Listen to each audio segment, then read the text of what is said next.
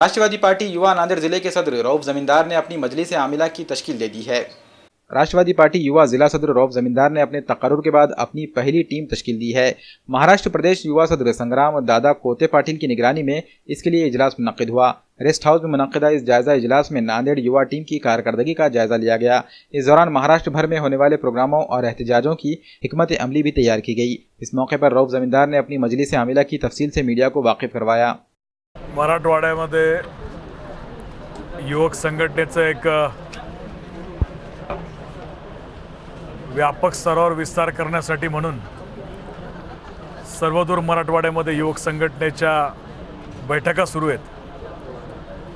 बेरोजगारांच्या प्रश्नांवर संपूर्ण मराठवाड्यामध्ये युवक संघटनेनं आंदोलन हाती घेतलंय।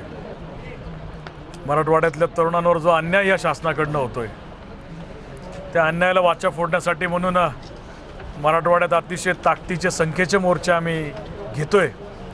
त्याच्या अंतर्गत आज हिंगोलीला काल मोर्चा पार पडला, उद्या लातूरला आहे। नांदेड शहराच्या पहिल्या टप्प्यातली कार्यकारिणी प्रातिनिधिक स्वरूपातली कार्यकारिणी आपण आज जाहीर केली आहे। त्याच्यानंतर एक विस्तारित कार्यकारिणी येणाऱ्या 15 दिवसात शहराचे अध्यक्ष रऊफ जमींदार हे घोषित करतील आणि त्याच्या याच महिनाअखेरीस आम्ही एक मोठा मोर्चा नांदेड शहरात देखील बेरोजगारांच्या प्रश्नावर घेणार आहोत। त्याच्या नियोजनासाठी म्हणून आणि या कार्यकारिणीची काही पत्र देण्यासाठी आणि एक आढावा घेण्यासाठी म्हणून ही बैठक युवक संघटनेच्या वतीने आम्ही आज घेतली।